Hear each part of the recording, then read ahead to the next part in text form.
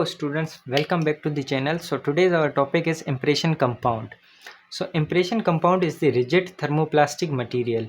अब थर्मोप्लास्टिक का मतलब क्या है कि जब हम हमारे इम्प्रेशन कंपाउंड को हीट देते हैं या हॉट वाटर में डालते हैं तो वो सॉफ्ट होता है और जब ये कूल डाउन हो जाता है तो ये हार्ड होता है। तो उसी प्रॉपर्टी को हम कहते हैं थर्मोप्लास्टिक मटीरियल। सो हमारा इम्प्रेशन कंपाउंड जो है वो रिजिड एंड थर्मोप्लास्टिक मटीरियल है।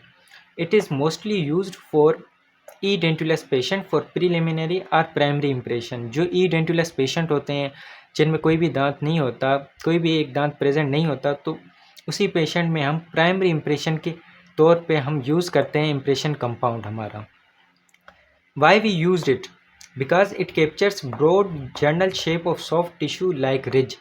हमें पता है कि जो ई डेंटुलस पेशेंट होते हैं उनमें कोई भी दांत नहीं होता, तो एक ब्रॉड शेप होता है जो रिज होती है, एल्वियुलर रिज होती है हमारी, तो उसको रिकॉर्ड करने के लिए हम इम्प्रेशन कंपाउंड यूज़ करते हैं। But it is not suitable for the capturing of fine details. हमें पता है कि ये फाइन डिटेल को रिकॉर्ड करने के लिए नहीं है। क्यों?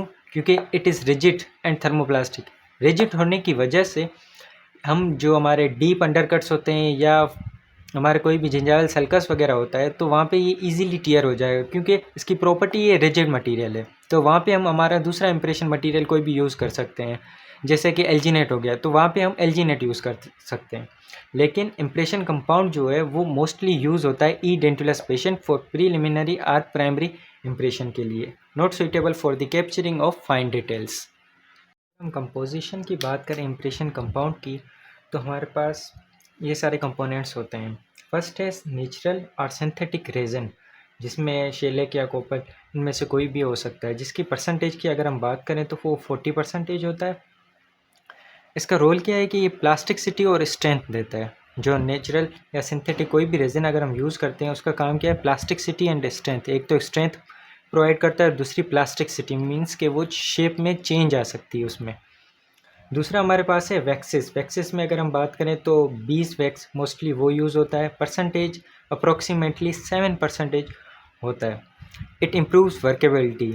जब हम यूज़ करते हैं इसको, सॉफ्ट करते हैं, ये हमारे जो वाटर में, हॉट वाटर में डाल के जब हम यूज़ करते हैं तो इसकी जो सॉफ्टनिंग होती है वो वैक्स की वजह से होती है, तो it improves workability.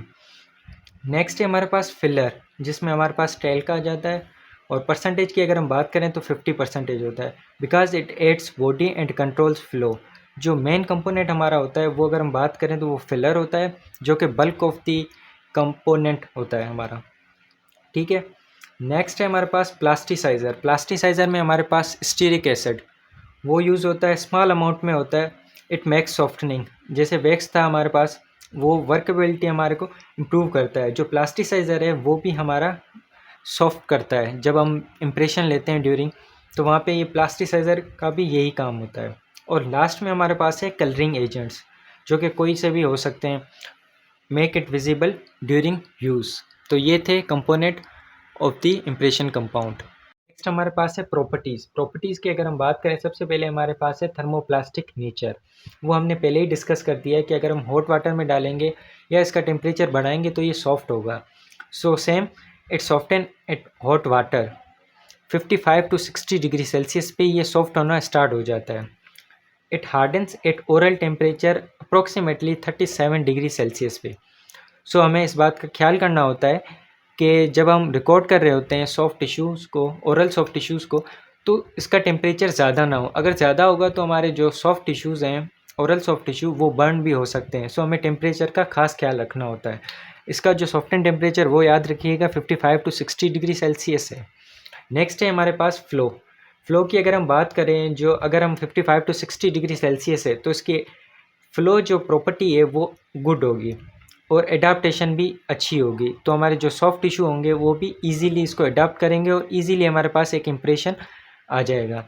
Eight mouth temperature low flow, rigid and good dimension stability. अगर माउथ टेम्परेचर की बात करें तो हमारा इम्प्रेशन मटेरियल सेट हो जाएगा और रिजिड हो जाएगा, हार्ड हो जाएगा। इसकी डायमेंशन स्टेबिलिटी वहाँ पे ये अच्छी होगी। नेक्स्ट हमारे पास प्रॉपर्टी है रीयूजेबिलिटी। हमें पता है कि जो इम्प्रेशन कंपाउंड है वो रिवर्सिबल हाइड्रोकोलाइड है हमारा, तो हम इसको बार बार यूज़ कर सकते हैं। It can B reused and reheated and reshaped. तो इसको हम बार बार यूज़ भी कर सकते हैं और रीशेप भी दे सकते हैं, लेकिन लिमिटेड टाइम्स के हिसाब से। ऐसे नहीं कि हमने एक पेशेंट पे हमने इम्प्रेशन कंपाउंड से लिया और वही सेम इम्प्रेशन कंपाउंड हमने दूसरे पेशेंट पे भी रिकॉर्ड किया, ऐसा नहीं होता। 2 और 3 टाइम्स हम इसको रीयूज़ कर सकते हैं, उसके बाद हम डिस्टॉर्ट कर देते हैं, क्योंकि इसकी जो प्रॉपर्टीज़ होती हैं वो लीच आउट होना स्टार्ट होती हैं जैसे ही ये सॉफ्ट होता है। तो इस बात का भी हमें ख्याल रखना होता है। नेक्स्ट हमारे पास है thermal expansion. It expand when heated and shrinks when cool down. तो ये इम्प्रेशन कंपाउंड की ये भी प्रॉपर्टी है कि जब इसको हम हीट करते हैं तो ये एक्सपेंड होता है, तो उस चीज़ का भी हमें ख्याल करना होता है। और जब कूल डाउन होता है तो ये श्रिंक होना स्टार्ट हो जाता है। नेक्स्ट हमारे पास लास्ट प्रॉपर्टी है हमारे पास कलर। कलर यूजली इसके ब्राइट कलर्स होते हैं, जैसे कि ऑरेंज हो गया, रेड हो गया, ग्रीन हो गया, तो ब्राइट कलर्स में ये अवेलेबल होता है। ये थी इसकी प्रॉपर्टीज़। हमारे पास है इसकी टाइप्स। तो इसकी 2 टाइप्स होती है। Type 1 that is use for primary impression, और उसका जो फ्यूजिंग टेम्परेचर होता है वो हमारे पास 55 डिग्री सेल्सियस होता है, जो कि केक्स और स्टिक की फॉर्म में अवेलेबल होता है। टाइप 2 की अगर हम बात करें, वो ट्रे मेकिंग के लिए यूज़ होती है हमारे पास। उसका जो टेम्परेचर है, फ्यूजिंग टेम्परेचर, वो है 70 डिग्री सेल्सियस, जो कि शीट की फॉर्म में अवेलेबल होता है। टाइप 1 जो है वो क्लिनिक्स में मोस्टली हम यूज़ करते हैं टाइप 1। तो ये थी इसके 2 टाइप्स। यूजेस की अगर हम बात करें तो मेनली हमने यूज़ बता दिया था कि जो कंप्लीट डेंचर होता है वहाँ में प्राइमरी इंप्रेशन के लिए यूज़ होता है। सो प्राइमरी इंप्रेशन के लिए कंप्लीट डेंचर जब हम बनाते हैं, वहाँ पे प्राइमरी इंप्रेशन जो होता है वो हम इंप्रेशन कंपाउंड से लेते हैं। नेक्स्ट हमारे पास यूज़ है बॉर्डर मोल्डिंग। जो बॉर्डर मोल्डिंग हम करते हैं ग्रीन स्टिक के साथ, तो हम इंप्रेशन कंपाउंड के साथ भी कर सकते हैं, जो कि कस्टम ट्रे मेक बनाने के लिए। जो कस्टम ट्रे होती है उसके जो बॉर्डर मोल्डिंग होती है उसके लिए भी हमारा इंप्रेशन कंपाउंड यूज़ होता है। नेक्स्ट है हमारे पास space fabrication for special tray. जो स्टॉक ट्रे हम बनाते हैं वहाँ पे जो स्पेसेस होते हैं उसको फैब्रिकेट करने के लिए भी हमारे पास इंप्रेशन कंपाउंड यूज़ होता है। लास्ट हमारे पास है कॉपर पेंट इम्प्रेशन, जो कि कोई सिंगल टूथ या डाई बनाना होता है हमें, तो वहाँ पे हम इम्प्रेशन जो लेते हैं वो भी हम इम्प्रेशन कंपाउंड से ले सकते हैं। लेकिन जो मेन यूज़ है वो हमारा है primary impression for the complete denture. CD बनाने के लिए हम जो प्राइमरी इम्प्रेशन लेते हैं वो इम्प्रेशन कंपाउंड से लेते हैं। नेक्स्ट हमारे पास है एडवांटेजेस एंड डिसएडवांटेजेस। एडवांटेज में अगर हम बात करें तो it is easy to use. हमें कुछ भी नहीं करना होता, जस्ट टेप हमारे हॉट वाटर में डालना होता है और ये सॉफ्ट होता है। सॉफ्ट होने के बाद हमें ट्रे में लोड करना होता है और इम्प्रेशन रिकॉर्ड करना होता है। So it is easy to use, inexpensive, it can be reusable. 2 से 3 मरतबा हम इसको रीयूज़ भी कर सकते हैं। आइडियल फॉर ग्रॉस एनाटॉमी, जैसे हमने पहले ही बात की, जो हमारे रिज वगैरह होती है उसको रिकॉर्ड करने के लिए ये अच्छा होता है, गुड डिटेल रिकॉर्ड करता है।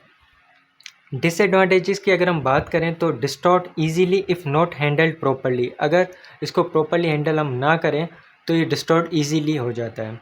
It can not record fine detail, जो हमें पता है कि ये रिजिड मटेरियल है और हमारे अंडरकट्स में भी ये टीयर हो जाता है, जिसकी वजह से ये फाइन डिटेल भी रिकॉर्ड नहीं करता और रिजिड होने की वजह से। Not good in undercuts, it can burn soft tissue if overheated. अगर ये ज़्यादा गर्म हो गया, जैसे हमने बात की कि इसका 50 टू 60 डिग्री सेल्सियस पे सॉफ्ट होता है, अगर इसका टेम्परेचर ज़्यादा हो जाए तो it can B burn soft tissue of a patient. तो इस बात का भी हमें ख्याल करना होता है। नेक्स्ट हमारे पास है मैनिपुलेशन। सो लास्ट में हमारे पास है मैनिपुलेशन। मैनिपुलेशन के हमारे पास ये स्टेप्स हैं: softening, loading, placement, cooling and inspection. सबसे पहले हमारे पास है softening. Breaks into a small pieces for even heating. Heat in a water bath 50 to 60 degree Celsius until soft.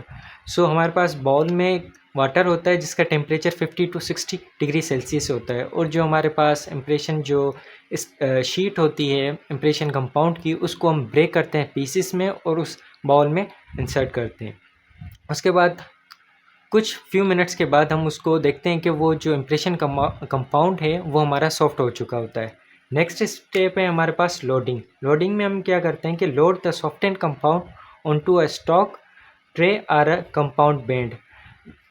तो उसके बाद जो हमारा इम्प्रेशन जो सॉफ्ट हो चुका होता है उसे हम लोड करते हैं। इम्प्रेशन हमारी जो ट्रे होती है, स्टॉक ट्रे बोलें या हम कस्टम ट्रे की बात करें या कॉपर बैंड, तो जिसका भी हमें इम्प्रेशन लेना होता है तो उसमें हम लोड करते हैं।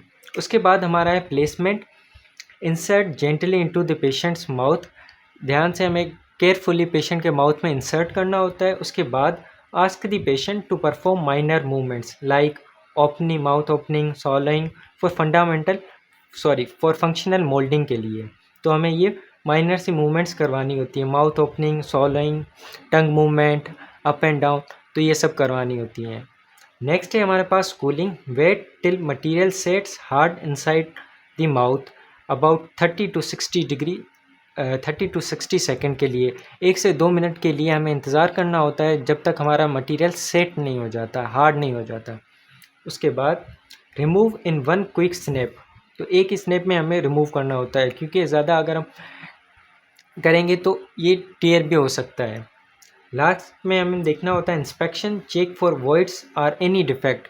तो जो हम इम्प्रेशन लेते हैं लास्ट में हम देखते हैं कि कोई डिफेक्ट या कोई वॉइड तो नहीं आ गया। अगर आया है तो हम फिर से यही स्टेप्स करके और फिर से हम रीयूज़ करेंगे इम्प्रेशन कंपाउंड को। सो ये थी complete details all about the impression compound.